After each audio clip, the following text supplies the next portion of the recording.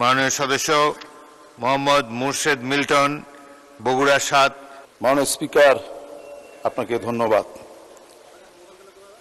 আমাকে 2026-27 অর্থ বছরের জাতীয় বাজেটের উপর কথা বলার সুযোগ করে দেওয়ার জন্য আমি ধন্যবাদ জানাই মাননীয় অর্থমন্ত্রীকে। তিনি একটি ভবিষ্যৎমুখী ঐতিহাসিক বাজেট জাতির সামনে উপস্থাপনা করেছে। প্রস্তাবিত বাজেটের আকার 9,38,000 কোটি টাকা। অর্থনৈতিক পুনরুদ্ধার, কর্মসংস্থান সৃষ্টি, বিনিয়োগ বৃদ্ধি এবং জনগণের জীবন যাত্রার মান উন্নয়ন লক্ষ্যে প্রণীত হয়েছে। মাননীয় স্পিকার, আমার নির্বাচনী এলাকা বগুড়া 42-7 গাবতলী শাহজাহানপুর। এই আসনটি একটি ঐতিহাসিকভাবে পরিচিতি। এই ঐতিহাসিক এই পুণ্যভূমিতে জন্মগ্রহণ করেছিল আমাদের শহীদ প্রেসিডেন্ট, স্বাধীনতার ঘোষক, বহুদলীয় গণতন্ত্রের প্রবক্তা, রাখাল রাজা, ক্ষণজন্মা পুরুষ শহীদ প্রেসিডেন্ট জিয়াউর রহমান। সেই আসনে আমাদের মরহুমা দেশনেত্রী বেগম খালেদা জিয়া, মহাকালের মহাশ্রেষ্ঠ মহিষী নারী মরহুমা দেশনেত্রী বেগম খালেদা জিয়া এই আসন থেকে 4 বার নির্বাচন করেছে, 3 বার দেশের প্রধানমন্ত্রী হয়েছে। এই বিশেষ এলাকার জন্য, এলাকার দীর্ঘ 17 বৎসর ফ্যাসিবাদী সরকার কোনো উন্নয়ন করে নাই। তাই মাননীয় স্পিকার, আপনার কাছে অনুরোধ থাকবে মাননীয় প্রধানমন্ত্রী এবং মাননীয় অর্থমন্ত্রীর মাধ্যমে এই বগুড়াকে, বগুড়া 7, গাবতলী, শাহজাহানপুর যেন উন্নয়নের ছোঁয়া পায়। আমরা বিগত 100 বৎসর যমুনা ব্রিজ যখন হয় নাই, তখন আমরা উত্তর জনপদের মানুষ 100 বছর পিছিয়ে ছিলাম। যমুনা ব্রিজ হওয়ার কারণে ইনশাল্লাহ এখন আমরা উত্তর জনপদের মানুষ এই ঢাকায় কর্মসংস্থান এবং জীবন জীবিকা, ইনশাল্লাহ আমরা আমাদের জনগণ এই ঢাকাতে তারা জীবন জীবিকা যাপন করছে। আমি মাননীয় প্রধানমন্ত্রী এবং অর্থমন্ত্রীকে ধন্যবাদ জানাই আপনার মাধ্যমে যে দ্বিতীয় যমুনা ব্রিজ এই বাজেটে ধরার কারণে আমাদের উত্তর অঞ্চলের, বিশেষ করে বগুড়া, গাবতলীতে আর্থসামাজিক উন্নয়নের কোনো কাজ হয় নাই। এই দ্বিতীয় যমুনা ব্রিজ হওয়ার কারণে গাবতলী সারাগান্ধী একটি আর্থসামাজিক উন্নয়নমূলক কাজ হবে এবং একটি হাইওয়ে হলে অনেক কর্মসংস্থানের সৃষ্টি হয়।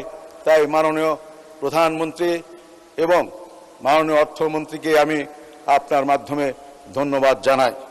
পাশাপাশি মাননীয় স্পিকার, বাংলাদেশ আজ একটি গুরুত্বপূর্ণ অর্থনৈতিক সন্ধিক্ষণে অবস্থান করছে। বৈশ্বিক অর্থনৈতিক অস্থিরতা, মূল্যস্ফীতি, জ্বালানি সংকট এবং আন্তর্জাতিক বাণিজ্যের চ্যালেঞ্জ মোকাবেলা করে আমাদের এগিয়ে যেতে হবে। এই প্রেক্ষাপটে বাজেটের মূল লক্ষ্য হওয়া উচিত মূল্যস্ফীতি নিয়ন্ত্রণ, কর্মসংস্থান বৃদ্ধি, কৃষি ও খাদ্য নিরাপত্তা নিশ্চিতকরণ, বিদ্যুৎ ও জ্বালানি খাতের উন্নয়ন, অবকাঠামো উন্নয়ন এবং বেসরকারি বিনিয়োগ আকর্ষণ। মাননীয় স্পিকার, উত্তরের জনগণের পক্ষ থেকে মাননীয় প্রধানমন্ত্রী তারেক রহমানকে মালয়েশিয়া ও চীন সফরের আন্তরিক অভিনন্দন জানাই। বর্তমান বৈশ্বিক অর্থনৈতিক চ্যালেঞ্জের সময় এই দুটি গুরুত্বপূর্ণ দেশের সঙ্গে আমাদের সম্পর্ক আরও সুদৃঢ় করার উদ্যোগ অত্যন্ত সময় উপযোগী। মালয়েশিয়ার সঙ্গে শ্রম বাজার সম্প্রসারণ, নতুন কর্মসংস্থান সৃষ্টি এবং প্রবাসী বাংলাদেশের কল্যাণে গৃহীত পদক্ষেপ দেশের অর্থনীতিকে শক্তিশালী করবে। এইভাবে চীনের সঙ্গে বিনিয়োগ, শিল্পায়ন, অবকাঠামো উন্নয়ন এবং প্রযুক্তিগত সহযোগিতা বাংলাদেশের উন্নয়নের গতিকে আরও বেগবান করবে বলে আমরা আশা করি। উত্তরের প্রতিনিধি হিসেবে আমি বিশেষভাবে অনুরোধ জানাই, বিদেশি বিনিয়োগ ও উন্নয়নের প্রকল্প সুফল যেন শুধু বড় শহরগুলোতে সীমাবদ্ধ না থাকে, বগুড়া, রংপুর, রাজশাহী ও সমগ্র উত্তর অঞ্চলে শিল্প, কারখানা, অর্থনৈতিক অঞ্চল এবং কর্মসংস্থানের নতুন সুযোগ সৃষ্টি করা হোক। মাননীয় স্পিকার, উত্তরবঙ্গ দেশের খাদ্য ভাণ্ডার, কৃষি, সেচ ব্যবস্থা, নদী ব্যবস্থাপনা এবং যোগাযোগ অবকাঠামোর উন্নয়নের আন্তর্জাতিক সহায়তার কাজে লাগানো গেলে এই অঞ্চলের কোটি কোটি মানুষের জীবনমান আরও উন্নত হবে। আমরা বিশ্বাস করি মাননীয় প্রধানমন্ত্রীর